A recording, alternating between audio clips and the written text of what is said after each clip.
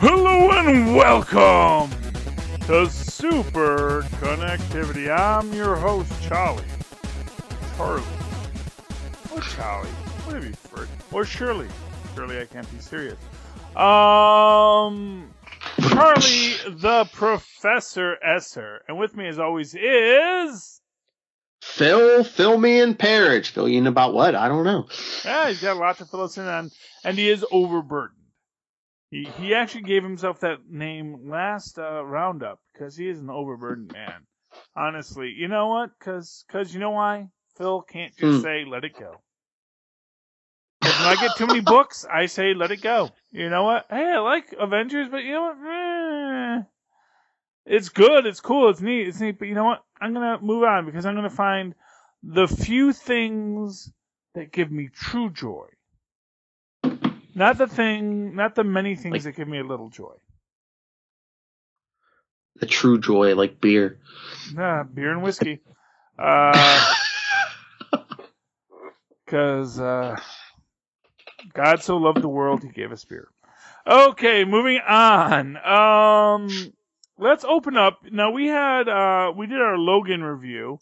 Me, yes. Phil, and Lilith. And a lot of fun. Always a great read. Lilith was a little quiet, I felt. I do want to say that. I always worry that I'm over-dominating my conversations of late. So, Lilith, if I did over-dominate, I apologize. If you were just enjoying my conversation, then great. But I always try to give a lot of pauses when I talk in these reviews, because I want someone else to be able to jump in. But sometimes, yes. I think she was just reluctant to give a glowing review to a Marvel property. Nah, that could be it too. You know, she is one of those despicable competitors. Although, hey, I have been wooed to the dark side of late myself with the Superman properties, which are very good. And I recently got pulled into the Hanna-Barbera-verse. With the Suicide Squad meets the Banana Splits. So, and Snagglepuss is definitely coming into the poll. So, you know, listen for that on World's Finest, where you get the Marvelous review. We get to understand what a proper Marvel reader should be reading over at the Distinguished Competition. What is Professor approved. Okay, so let's read our wonderful email from Kenneth Smyson. He did send this to, the other one is about Iron Fist, so that is going to be on the Ironcast coming up soon. Maz and I will be recording that, so listen for it. But this one is about Logan, so I'm going to read it here in Superconnectivity. But please tell me if I get Kenneth's voice right. Why he doesn't just come on and read these himself, I don't know. Hey guys, sorry I couldn't make the recording today, but here's my spoiler thoughts on Logan. Please have already watched Logan. If you haven't watched Logan, I don't know what to tell you. It's a good movie. You should watch it.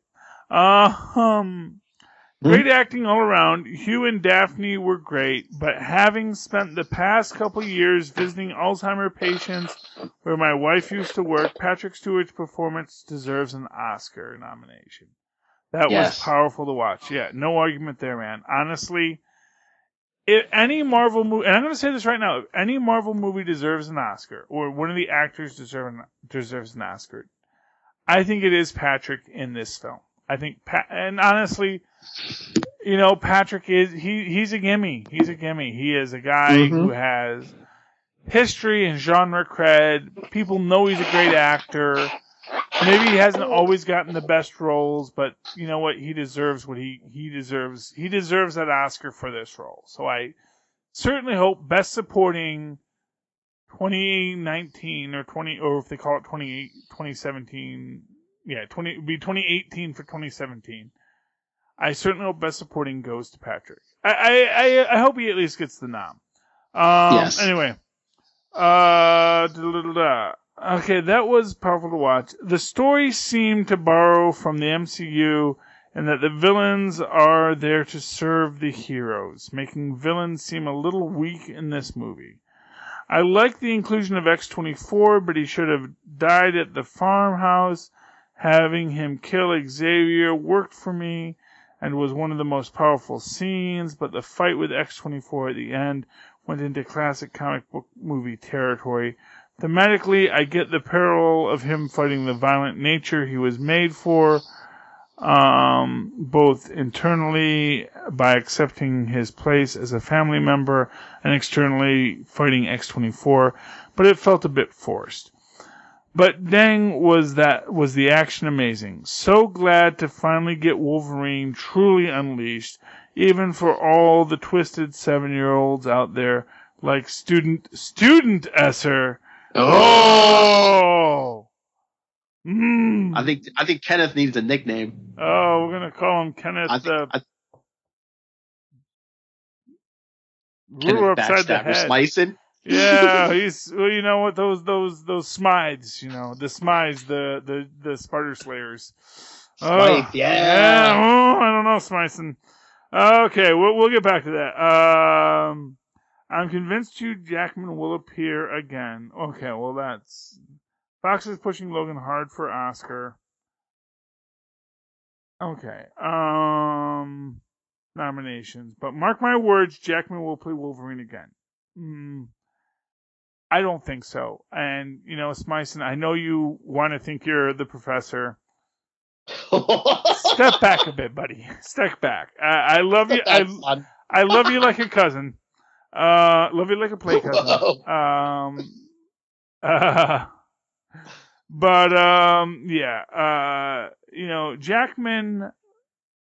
Jackman isn't going to play a professional Wolverine again. Here's where you may see Jackman in Deadpool. You may see Jackman in some bit that pulls out Wolverine. But honestly, Jackman played Scrotum Neck in Project 43 or whatever it was called. Jackman wants to do something else. Yeah, I don't think Hugh Jackman's coming back unless he gets that Avengers crossover, which probably ain't gonna happen. But I mean, is it possible? Yeah, it's possible. I mean, remember this movie takes place in 2029. They could always have a Logan appearance before that, but I don't think he wants to come back. Yeah. It says Oscars will wrap next year before Deadpool 2 comes out, allowing for the sentiment of Logan to resolve in our hearts, but I'd like to see a post-credits scene with Deadpool and Cable time traveling to get Logan. They'd be able to shoot that quickly. Sick. And I understand raps. Then in X-Force, Deadpool makes Wolverine wear his classic suit, maybe by winning a bet or blackmailing him. That's the only way it'll happen. Enjoy the podcast, guys, Kenneth. I don't think that, here's what I'll say. It's not impossible, Kenneth. It's also not impossible that I won the lottery tonight. So, I'm not going to say here's the thing about Logan and Hugh Jackman. As huge as his Jackman is, and we all know it's a huge Jackman. He doesn't need to do it. No. That's the thing. And so, like you say, oh, well, maybe he'll do it as a favor to Ryan Reynolds. Well, yeah, he might do it as a favor to Ryan Reynolds. But what does he really need from Ryan Reynolds? And should we count that as a Wolverine? Here's what I'll say. It's like, yes, you could certainly have huge Jackman show up. So, for example, you can have... Honestly, I could absolutely see Ryan and Cable, so Deadpool and Cable at Wolverine's gravesite again. Mm-hmm. I could see some dirt rising off the grave. Although I think it'd be a lot more of, like, I don't see any dirt rising. There's supposed to be dirt rising, Oh, God, dirt rising. No, it was like, it's like we can't even give you any suspicious. We were like, here, don't worry, we're gonna do this, we're gonna do that next. Don't worry, it's all in there. We it's like, at some point you kind of appreciate the Incredible Hulk's anti-fan service. It's like, yes, please don't coddle us that much. Yes, we do want to see these things. Yes, we do like these things, but don't coddle us that much. But so I could see that. And like I said, if Hugh Jackman comes back, here's what I'm gonna say. The role you're gonna see Hugh Jackman in is he's gonna be in Stanley the Musical. So they're gonna do like a clip of Stanley the Musical in Deadpool with starring Hugh Jackman. And he's gonna be up there with a little fake mustache and going, Excelsior! And that's gonna be like the whole scene you see. Him in his little khaki pants. And, with all of these like Marvel characters behind him that Fox owns. Like you'll see the X-Men and the Wolverine. And I am Stanley Excelsior. And then you'll see Stanley in the audience as a critic going, worst musical ever. And that'll be your entire Hugh Jackman Stanley cameo for that Deadpool 2 episode. As Deadpool comes and fights people across the stage.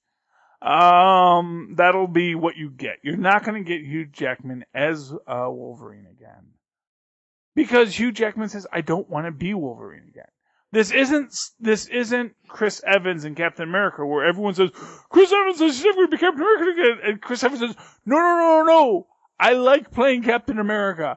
Please don't misinterpret what I'm saying. I'm saying it's a lot of work to play Captain America. I would like to play other things, but I love coming and being Captain America. It is so much fun. It is the best place to work.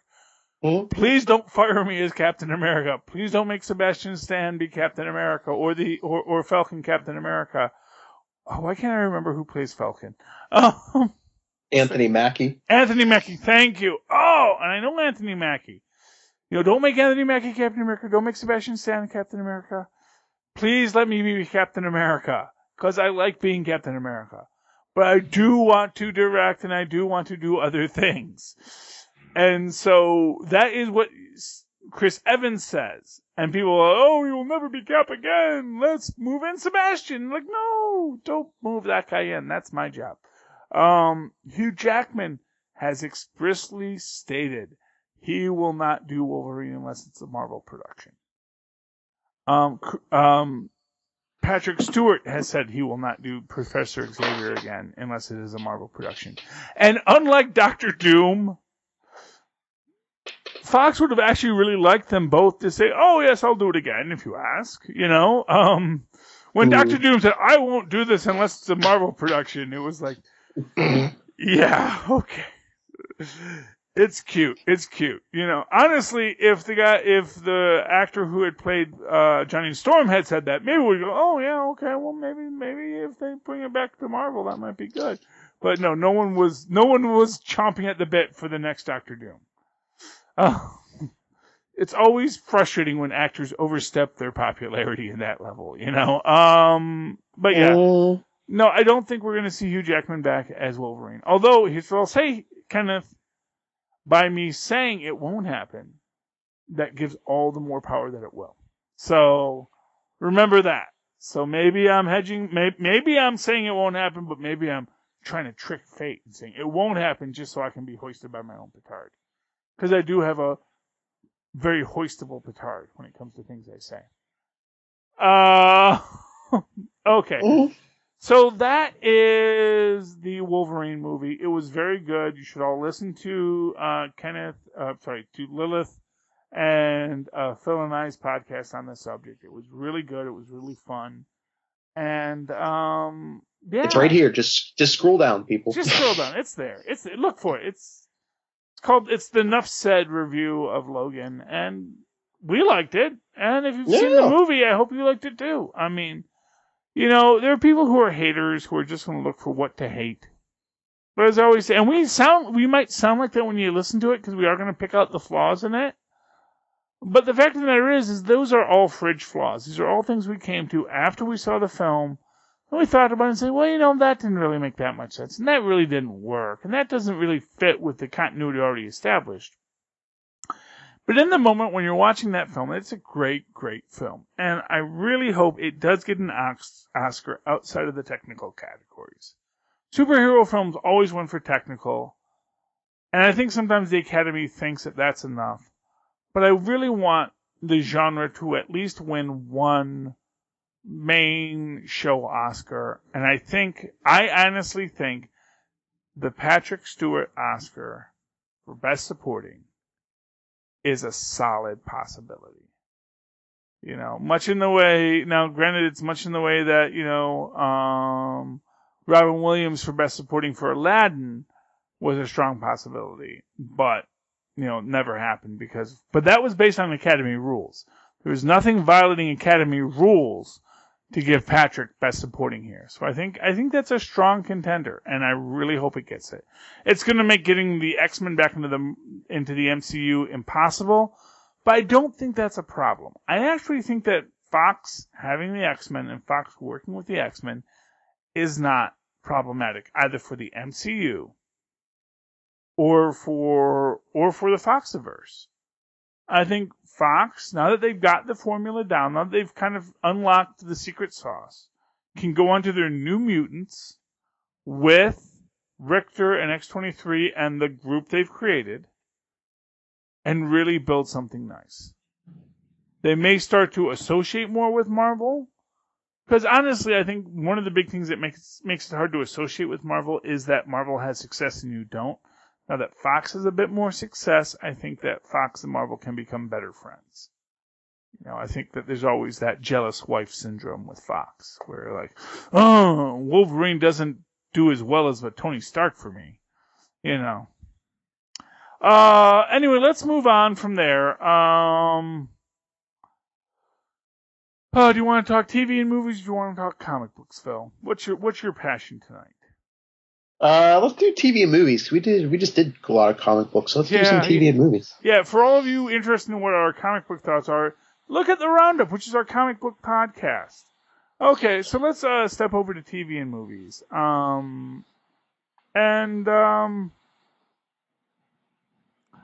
Let's talk. What do we want to talk about? Well, we got another Spider-Man Homecoming trailer. Oh yeah, that's what I want to talk about. Spider-Man Homecoming. I was actually leading right up to it, talking about Tony Stark. Let's talk Spider-Man Homecoming. Now, there's a lot to unpack in this.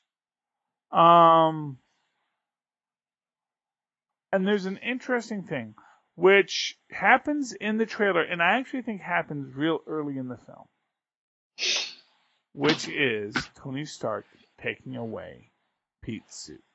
Mm-hmm. Because I think what you're going to do here is because you basically have to reset to zero. Yes. So I think here's what I'm going to say. I think all the Tony Stark we saw was most of the Tony Stark in the film. I think that Tony Stark is this kind of periphery character in the story. They're throwing him out there kind of like Joker and Suicide Squad. The difference is that they can't afford to put more Joker. They can't afford, they could afford, they could throw some more Jared Leto in there, fine, whatever. Yeah.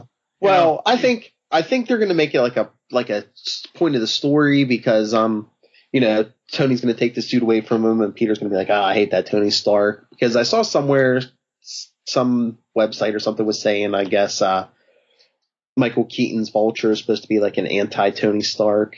So, Pete's going to be hating on Tony Stark until he meets the Vulture, and he's like, oh, could be worse.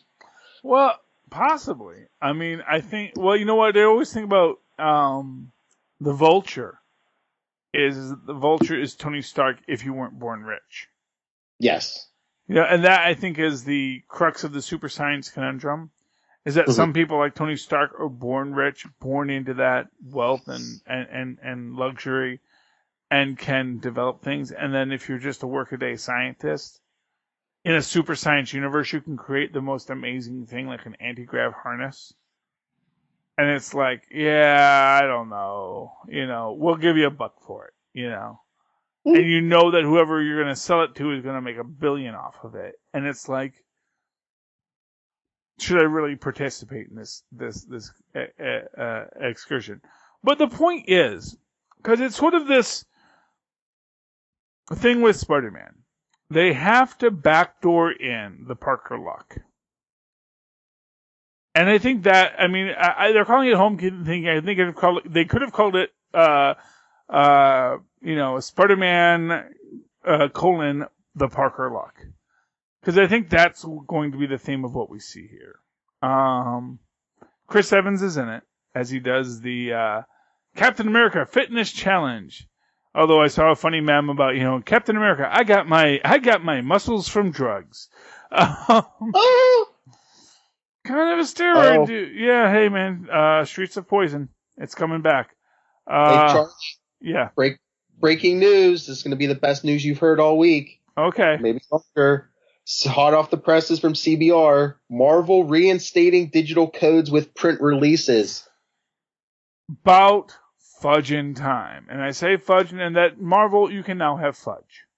We won't throw the fudge at you, but we're going to give you the fudge because you did the right thing. You know why? And I'll tell you exactly why. They said we heard the readers' voices. Yeah, because you didn't hear one person say, "Oh, I like this program." Well, here's the thing. Here's the thing about it is that their engagement dropped precipitously. Oh yeah. Because even when they started giving you the better books in these books, I still haven't cashed in one. I cashed in a few, but I mean.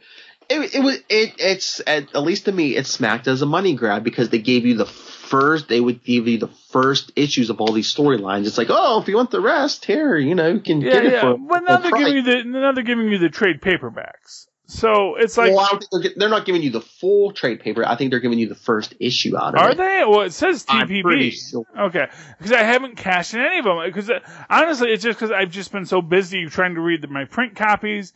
That's the thing. It's like I haven't been able to, I haven't been able to get a premium on anything because I've had to spend so much time and money reading my physical copies because I don't get my digital copies anymore. I think they wanted to get more. Yeah, like you said, they wanted to get more interaction with the fans, digitally, and I think it had the reverse effect. It had the exact reverse effect. Now I'm going to cash in all of these codes now because I need to get to them out there before they expire. But yeah, because honestly, some of those look kind of interesting. Some of the TPBs, but for what it's worth, I mean that's the thing is that you can't give something for free and take it away. You just can't. Mm-mm. That, and we said that years ago about the well, not years ago, but months ago or weeks ago about the Salvation Army's donuts. That veterans to this day hate the Salvation Army the Red Cross's donuts. Not because the Red Cross charges you for donuts, because they one time they charged people for donuts because other aid agencies asked them to not make them look bad. And like now, here, have a donut veteran. We want to give you donuts. And like, no, you're the Red Cross. You're evil. It's like, we're not. We just did that one time. But you take something that was free away and people get angry. And why people at Marvel, didn't do, one, I don't know who's running I don't know who's running the business at Marvel, but they didn't take a business course. Because I have taken, a community college business course. I took Business 1 in community college, Henry Ford Community College, which is a great school. Don't get me wrong. It's a great school for business, finance, and many other fields. Actually has a great engineering department. For a community college, it's almost like a super science community college. It's kind of cool. You almost think you're in the Marvel Universe when you're there. But I took a business course and they covered this that, don't give something for free and then charge for it because people get mad if you charge for what used to be free. You can charge for it from the start and raise the price, But if you give it for free and then make you pay for it, people get mad because you used to give it for free. So yeah, it was a bad idea from the start for Marvel, and now Marvel has caught up with the rest of us. Like, ooh, this was a bad idea, I guess. Well, I think DC's supposedly coming out with codes soon too, so they're probably like, because you know what, you should give the codes. Yes. That's the thing of it, is you should give the codes because they bought the book. And you created that monster, Marvel. Yeah, well, but not for nothing, you bought the book. You bought the content. And yeah, you can share your password, but for what it's worth, sharing your password isn't the same as sharing the digital copy. Mm-hmm. I mean, that's the truth of it. It's like, you can share your password, but you can't really share a digital copy. And I mean, you paid your price for that code. I mean, you can do with it. It's like if I handed you a physical copy and say, here, borrow this, read this, give it back to me Tuesday. Yeah. Yeah, and I get, and there are things that they can do to limit code sharing. There are ways to do it if you really want to be a stickler about it. But the fact of the matter is, I think you get better engagement. Yes. Now, I guess what they might have a real problem with is people who are stealing codes. Or selling them, yeah. I don't even think selling. I think stealing. I think that there are people that might pull back a code, and then, see, my comic book store is very small. You couldn't just peel back a code, take the picture, and then put it back on the shelf. Same with mine, yeah. Yeah, but if you have I don't know if there are still, but maybe in some of these big places, maybe out west, you could have people that could really kind of spirit away codes, and then Marvel gets back these books with the codes peeled up because no one bought that book, but the codes got used. I can imagine something like that, but you know what?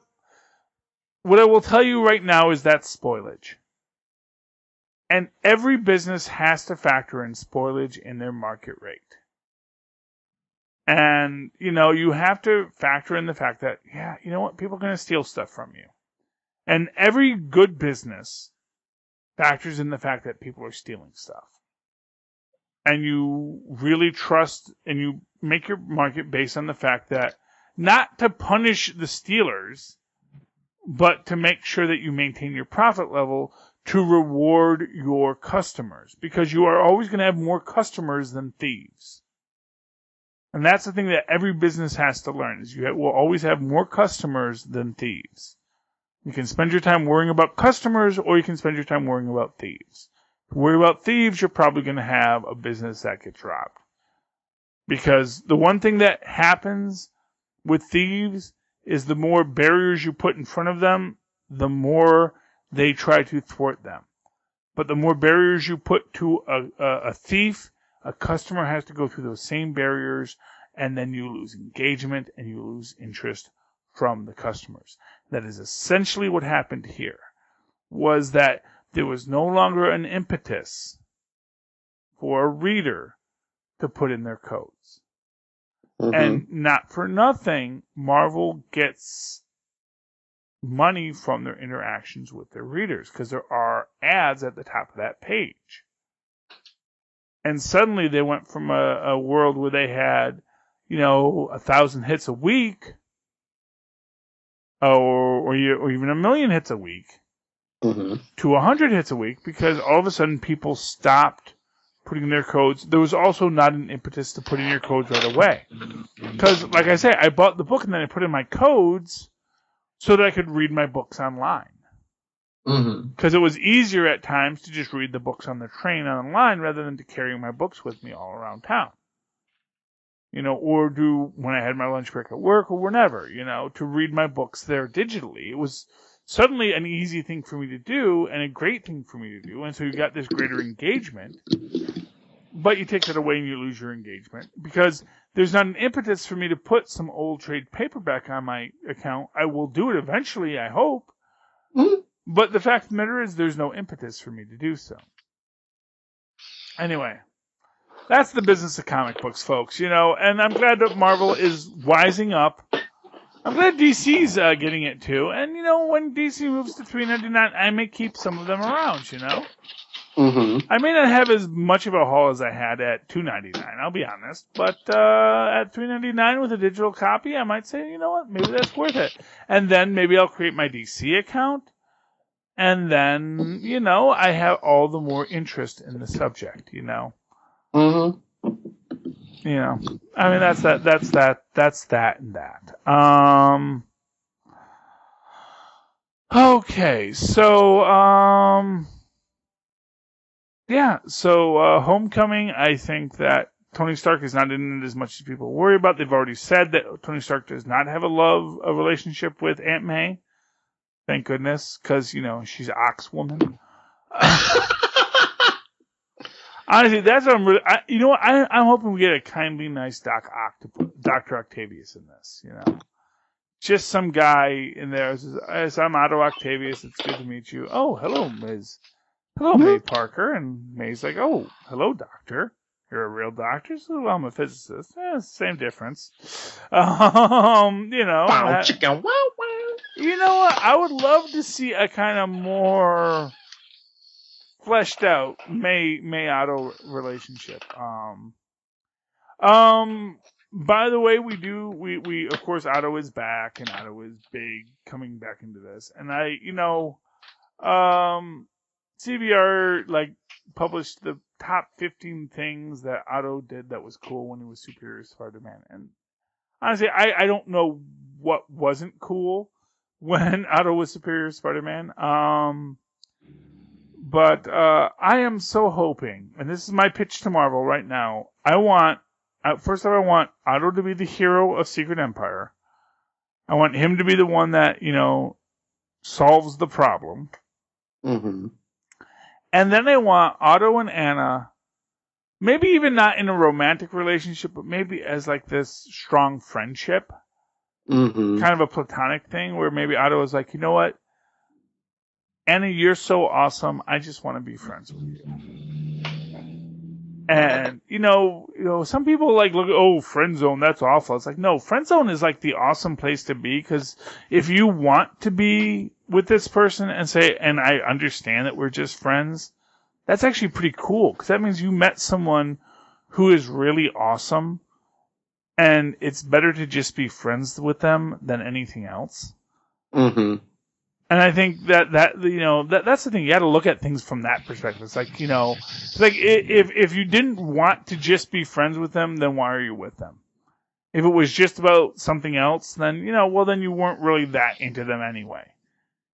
Because the truth of it is that if you're with someone who you want to be friends with, you want to be friends with them regardless of anything else.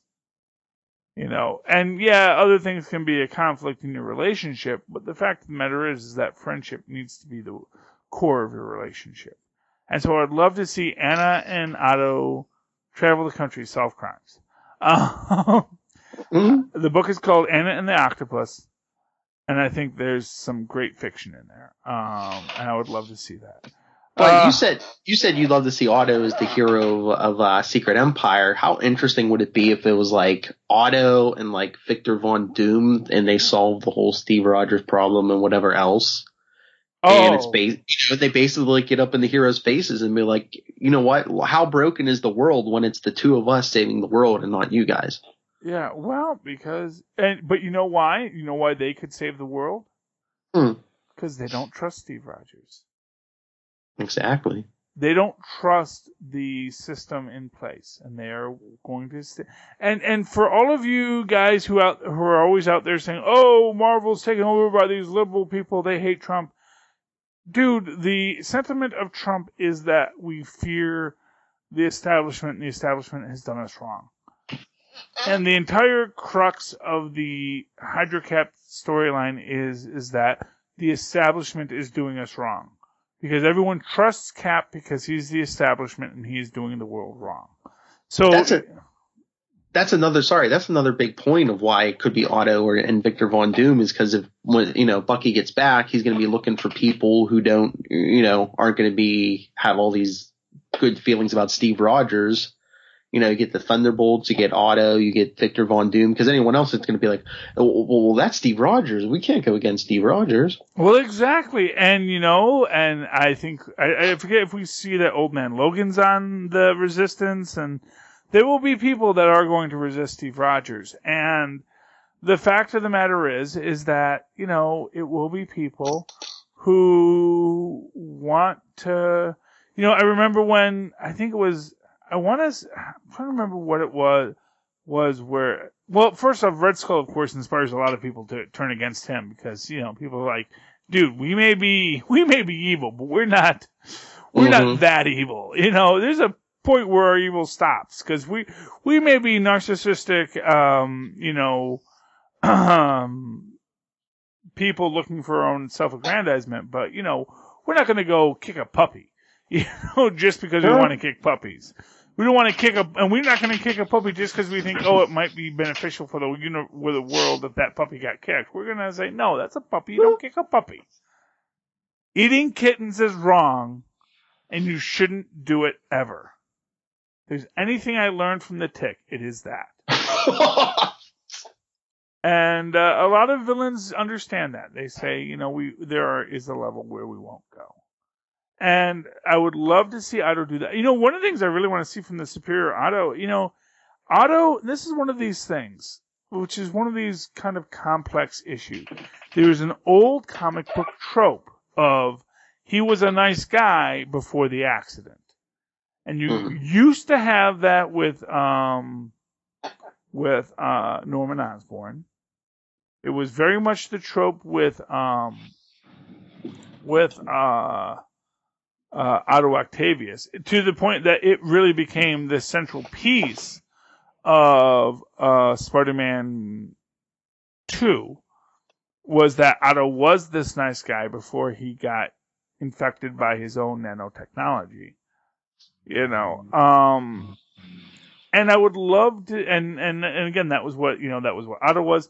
There was even some suggestion that, well, Dean wasn't quite there, but, you know, there's a lot of other scientists who, but for that fateful day, they were actually decent human beings.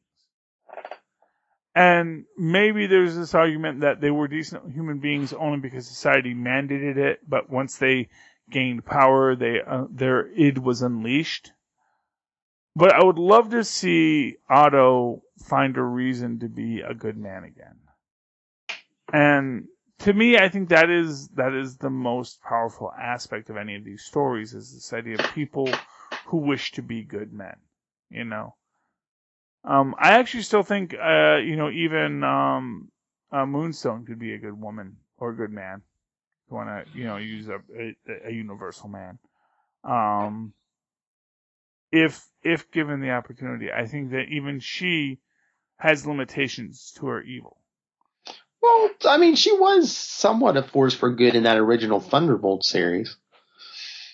Even in Dark Avengers, she was actually like the voice. Her and Victoria Hand were constantly the voices of reason and all that. Mm-hmm. Which was like, you know, this isn't working the way you have it set up. These people are not equipped to be heroes. Mm-hmm. You know, I understand this idea of we're going to be heroes, but we're the bad guy heroes. Because, dude, I did that first. Yeah. But we need to expand beyond. You know, you can't just have this be a mess. You know, you need. I think I remember one episode where one issue where she specifically says, you need a Jarvis. You know, you need someone to clean up after these mm-hmm. monsters. You know, because these aren't people that are taking care of this place. You know, and things like that are important to the character development. And so I hope we get that. You know, Zub has definitely given us something very interesting with his Thunderbolts run. As we go into the Secret Empire storyline, it's going to be very interesting. You can hear a lot of what our thoughts are in the roundup.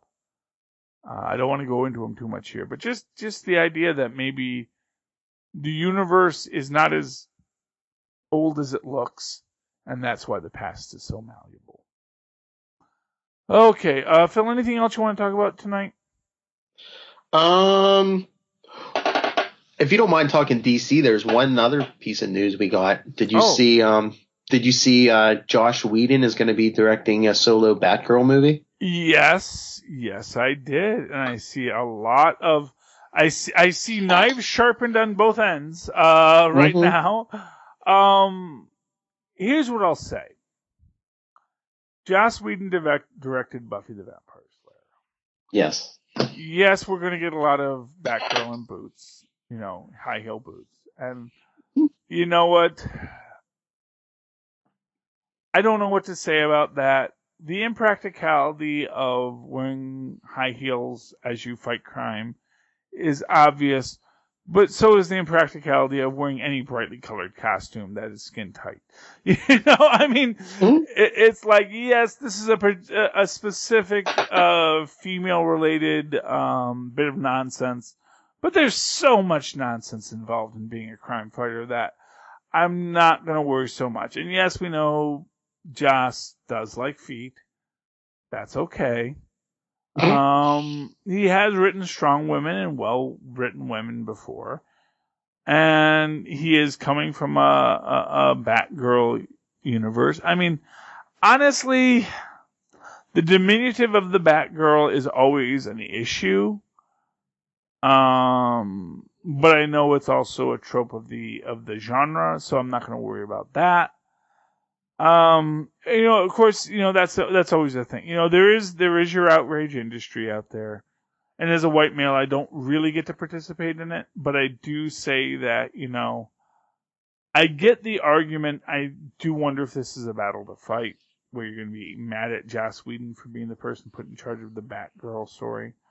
I'm just surprised they're doing a Batgirl story. I mean, not for nothing, this is the second female-led film that DC is putting out, and they're already one ahead of Marvel. So maybe it's a good thing. Maybe. Well, do you think that's the whole point of the female-led stories? Is they're like, okay, what can we do that Marvel hasn't done yet? Hey, they're lacking in the female. Yeah, I mean, I guess it could be that. I think that's a possibility. I don't think that is a direct motivation. I mean, I think it's that they know Batgirl is a hot property. Because one of their biggest things right now is their superhero girls. Yes. And Batgirl is your Bat presence there. They didn't go with a young Batwoman, they went with Batgirl, So yeah, I think it's much more of that than anything else. So I think that the choice of Batgirl is great. I think Joss Whedon is a pretty decent director for it. I mean, you probably could have found someone else who was less. But you know what? Well, here's what I'll tell you about Joss Whedon. Joss Whedon was all set to do a Wonder Woman film years ago. And Wonder Woman is getting the less than excited press from people who are in the know. Our own Lilith Hellfire has said she is a little less than pleased with what she has seen and read.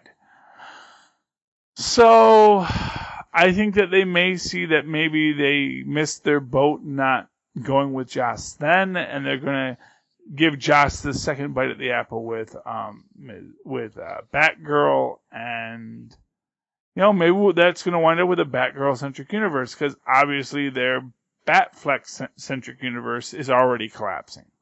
I mean, this is sort of the problem that you have with the entire DC universe, is that they're kind of like where Fox was, where they had a couple hits, but they didn't know how to translate their hits into real success, into marathon success, I keep on seeing memes from, DC guys like, oh, well, if all you're looking for is happy-go-lucky, Marvel candy, then maybe this isn't the film for you. And it's like, no, dude, it was just an objectively bad film.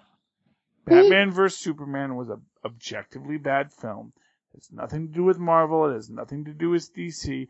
It has to do with how quickly you come to your fridge logic.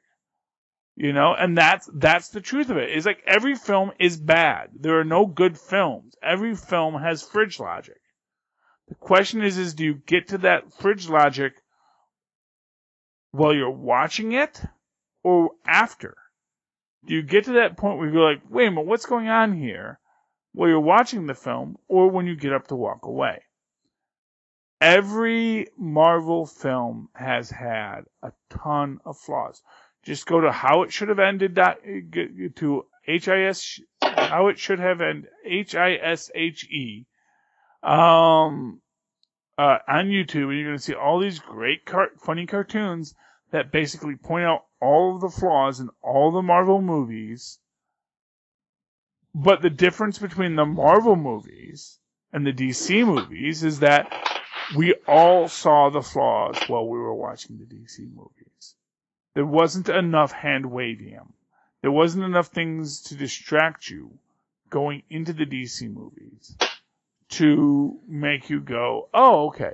And the one time you had something different was when they did Suicide Squad. Suicide Squad was by no means a good movie, but it was much better than everything else that DC had done up to that point. So, I think Joss Whedon can do a good Batgirl film. I will have to see what it is. I'll have to see what he's going to do. Like I said, I don't know what they're going to do with Batgirl. Honestly, I would rather see a Green Lantern film with the female Green Lantern. We have had a couple. I know right now there's a Roz, or not a Roz, but there's a female Green Lantern right now who is from Earth, who is I think she's a person of color. I would love to see that in the idea of an established universe where there have always been Green Lanterns. You just didn't know about them. Because that's the whole point of Amanda Waller's universe, is that there are cosmic threats that we keep quiet.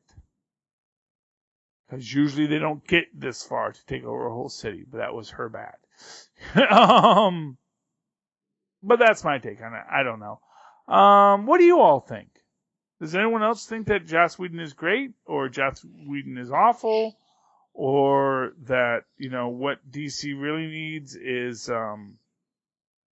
more advice from Charlie Esser? Give us your thoughts. Because we'd love to hear them.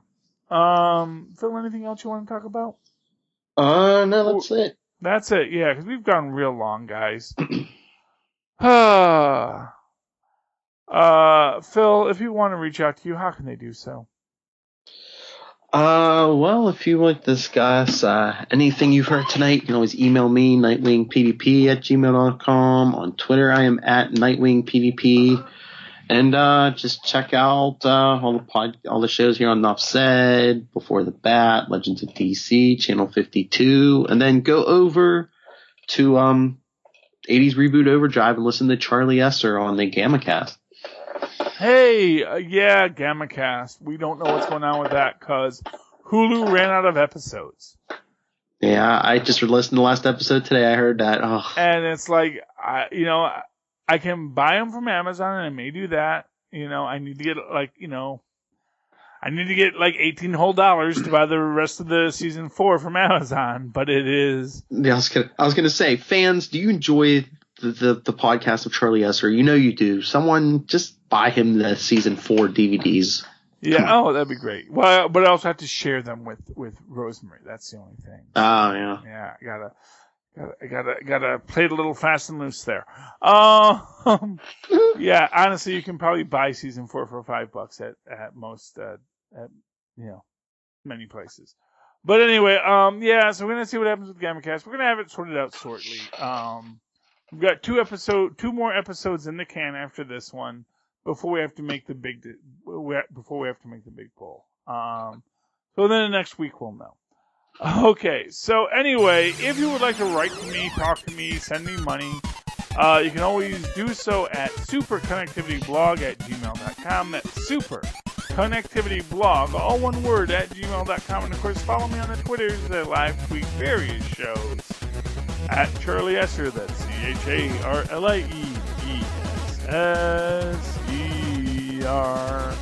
Look for the 2 E's. They're in the middle for the quality. Thank you. Okay, ladies and gentlemen, thank you for connecting with us once again this week. Please connect with us again. Good night.